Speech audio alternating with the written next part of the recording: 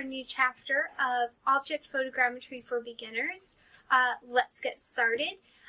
Today we're going to be taking your photographs and doing your setup. In the previous video, we talked more about the technical side of photogrammetry and what exactly it is and its basic principles.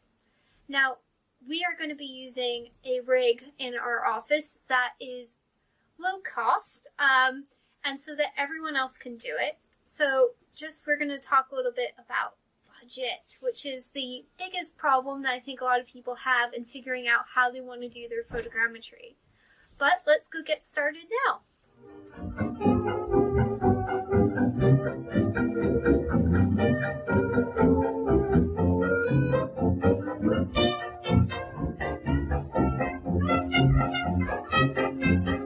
Today we're going to be doing a 3D model of, I know it looks like just a hunk of stone, but it's in fact a very important piece of stone. We're going to be doing a 3D model of this cornstone. Now, a cornstone was used to grind different, oh, that hurts my hand. No, it's your face. It's just like, what happened to your hand anyway? Like, what's with that? True story or not embarrassing story? The one that you prefer telling. Got attacked by a shark while saving a small child. Yeah, okay. I can imagine. Yeah, thanks for that. Okay, so this cornstone is from the Roman period in Britain. It was excavated in 2011 by one of our field schools here in the University of Reading Archaeology department in 2011. Now, if we're going to get really technical, I looked up the report for this particular cornstone. This is the upper stone of a rotary corn. It has a lovely concave grinding surface and is made from Wadsworth green sand. It was found in Zone 6, deposit number 12677, and its small find number is 6569. Now let's get started doing this little guy here. I say, would you like a cup of tea? Oh, a cup of tea would be great. Thank you. Thank Fancy you. a cup of tea. Oh. We have a pretty simplistic rig here in our office. Don't worry about seeing some of the stuff on the internet and thinking you need thousands and thousands of pounds or dollars or whatever currency you're currently viewing in. But you can do something simplistic. Now, we have a light table underneath our light box. We have two lights, one that has a diffuser on it, because with photogrammetry you need an even diffused light so that light isn't reflecting off one point of your object. Now, instead of using a diffuser on this one, we're using a tent, mainly because it creates a larger space of light that then projects onto the light box, and you'll see this when we take some photos. Now, for the object itself, we have our Lazy Susan here in the middle. Now, Lazy Susan is just essentially a turntable that you normally put food on. You can get them for £5 at Amazon, and it is really useful because you don't have to turn the object by hand. Now, to stabilize your artifacts, if you're doing something small, there's something called museum wax that can stabilize your objects, and it's good because it will not affect objects that are really sensitive, like historical objects or fragile objects. And we're also going to be using a tripod as well for this. So that is everything you're going to need for your setup. Okay, now that we've sort of gone over the rig and what you need, we're now going to talk about camera angles, because as I talked about in the earlier video, it's all about precision and making sure your camera angles work with the object, and that way your model comes out better. So I will be going over angles in a little bit more detail right now. So I'll pop up this handy diagram. Alright, here's this first diagram as promised. So, with photogrammetry, you go around the object with the camera at 15 degrees, taking an image as you go. Now you not only go around, you also go up and over, as you can see here with each one of these little eyeballs, and you also need an undershot. Now what's really helpful is that if you're worried about doing your 15 degrees perfectly, you can just print out a clock face like this one, because a clock in between each number is exactly 30 degrees. That means with a 15-degree mark, all you have to do is just make a little tick in between each number. Then when you lay down your Lazy Susan, have a little marker, maybe a piece of tape or something like that, and as it spins, you can see. Now, it doesn't need to be exactly 15 degrees. You can have a little leeway. So don't worry about having to carefully measure out every little centimeter in between. Just mark it where you think it goes. All right, now let's get started on taking those photos.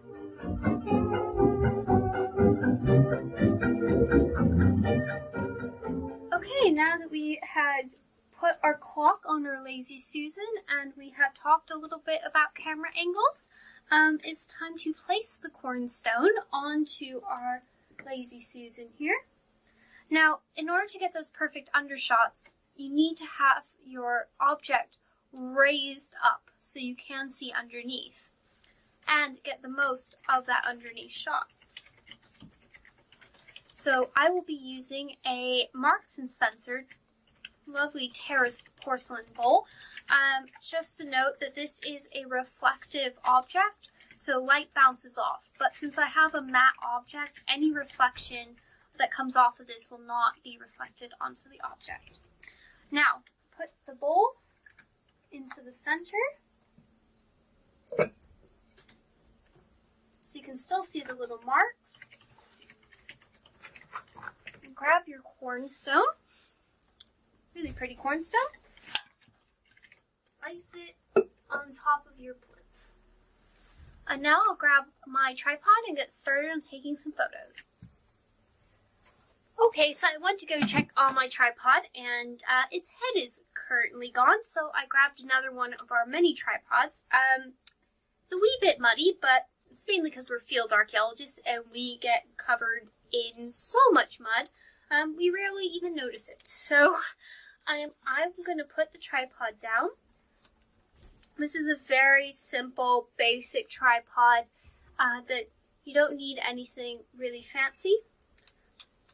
So you put the tripod down. Going to grab my camera. Now I have as I talked about in the previous video, I'm going to be using a 28mm lens, so a very wide angle lens. I really prefer this with doing the cornstones because they are quite, have a really kind of bizarre dimensions to them where you do need to have a very wide angle. Alright, so I'm just going to put the camera on here. Oh, thank you.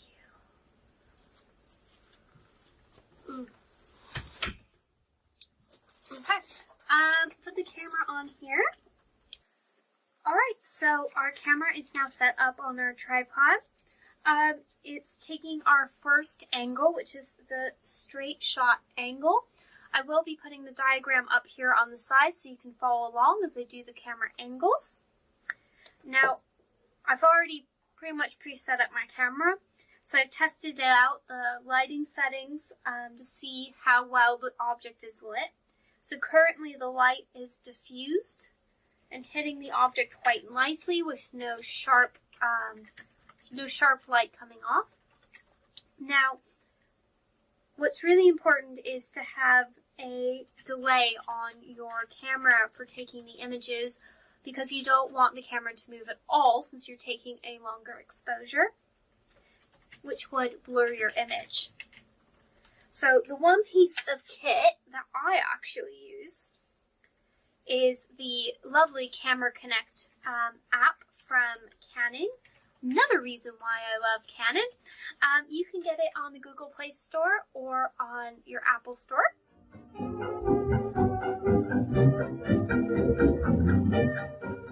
However, most cameras now have delays on their systems. And you can also use just a basic trigger. So I'm just going to set my camera at a 2-second delay. So essentially I'll just press the button 2 seconds and then it'll take the exposure. Now, this is our first angle. So I will be putting the diagram up on the side here to show you the different angles as we progress.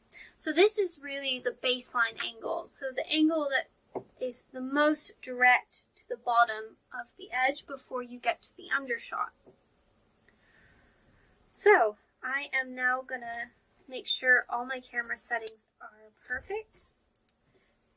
1/8 of a second, f11, 100 ISO, and I'm all set to go. Just tighten this a little bit because as you can notice it's moving around a bit. Alright, so my first shot is going to be really to get the focus set. So I'm going to take a image. Perfect. Now that image has been taken and it's perfectly in focus, so now I need to just switch to manual. So now it will no longer autofocus. Okay, now it's important to have some sort of way of making sure your image is in focus when you go on to the next levels. And the best way to do this is to have a little title card. And it also differentiates between the different angle shots. So when you're on the computer going through them, you can kind of see where one set starts and where the other one begins. Also, as I said, it helps with focus. So your eyes, it's a little easier to view text and whether or not it's in focus rather than just the cornerstone itself. So I will put these as now my first rotation. So I will take a picture. Perfect. Now, don't forget, take your first image of the rotation.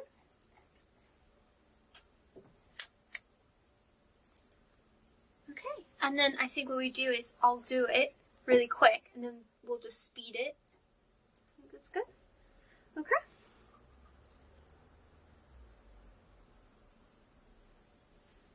This is gonna take a while.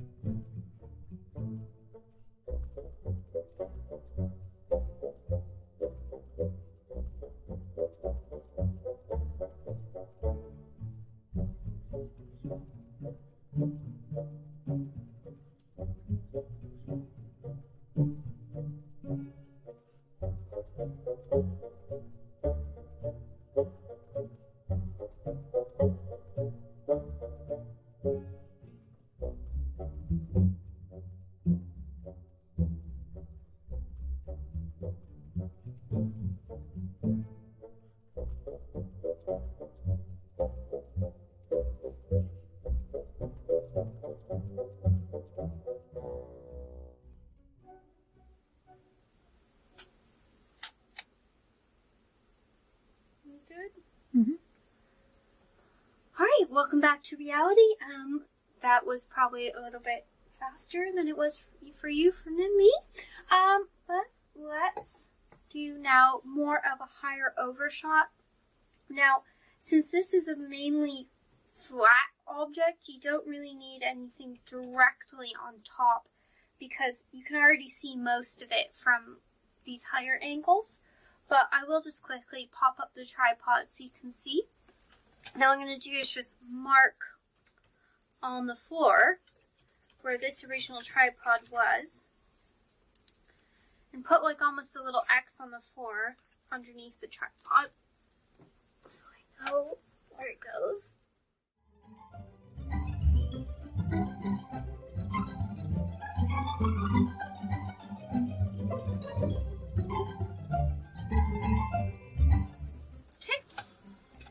Now that we've taped that all down, just make sure that you're not changing your focus. I'm going to lift the camera up just a little bit.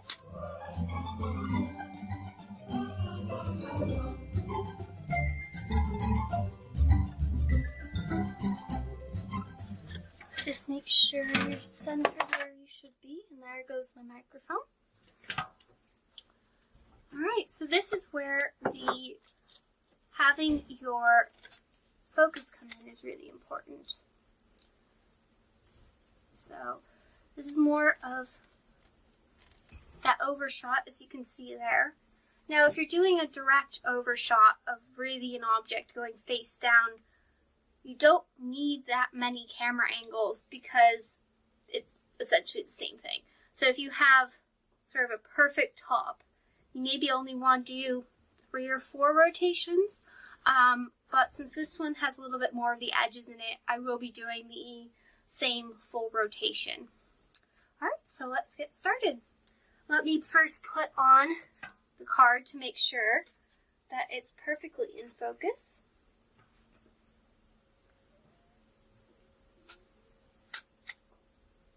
Okay.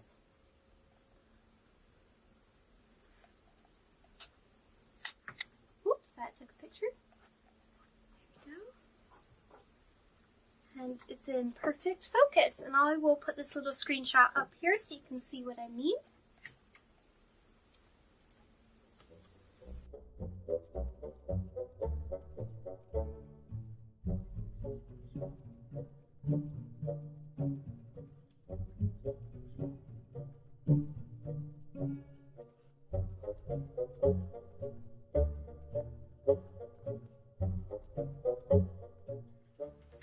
Alright, so we've now finished that series of images. So we're going to be flipping the cornstone over. And then we're just basically going to go in reverse back down. And then we're going to be doing the undershots. So, make sure I don't slip on my microphone. That wasn't good on my hand.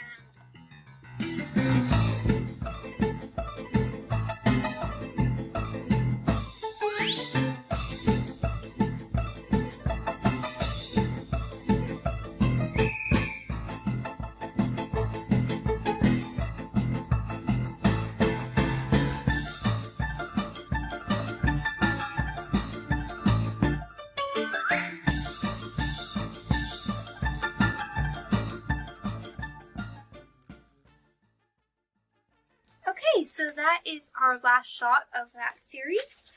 So we've done all the way up and all the way down. So now we need to do our undershots. So basically looking underneath the object. Now, I will put up here 2 pictures so you can sort of get an idea of why we need undershots. Basically because this object, there is no difference. There's a very sharp difference. It's hard for the software to realize that they're not 2 separate objects, they're actually the same object.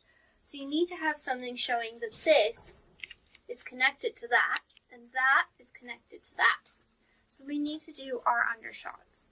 So I'll remove this camera here. Now the thing is about having the markings, I will now have a position to put the undershots, do the undershots from. Now, I don't have a tripod that goes low enough, but if you do very clever things and get clever, you can do anything you want with photogrammetry. Now, Francia pointed out to me that the camera is slightly tilted. Now, thing is, this particular tripod doesn't have a level, so it is kind of difficult. But if everything's tilted consistently between all the different shots, it's perfectly fine. Don't worry about it, because also in masking the images, it'll be fun. So let's get started with our undershots.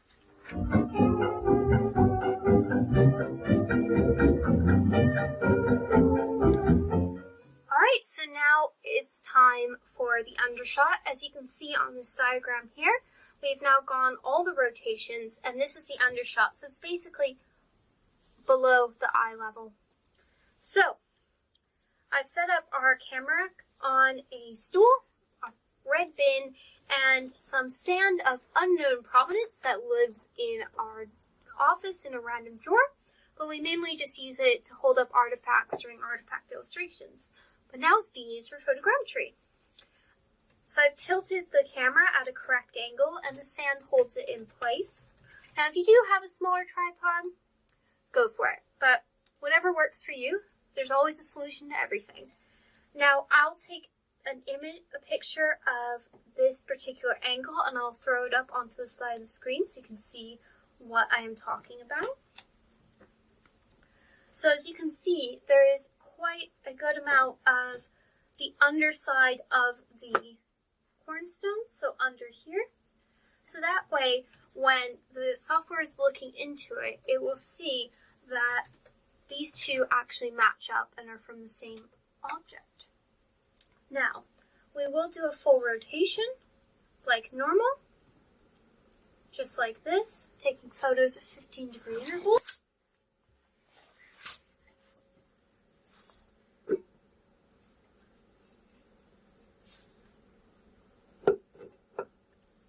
Flip it over and do the same thing on your undershots. And you will also be doing your test card for each one, checking the focus, because as you can tell, this moves around quite a lot, so you don't want to get it out of focus. So use your focus card as much as you want, because you will need it. Alright, so now we've done all our photographs. This is so exciting. So in this video, we have taken all our photographs and gone over the different angles that you will need. In our next video, called Let's Compute, we will be taking those photographs and putting them up on screen. I'll then show you through screencasts on how to mask your images and then put them in Agisoft Photoscan to build your lovely 3D models. So I'll see you next time on Object Photogrammetry for Beginners.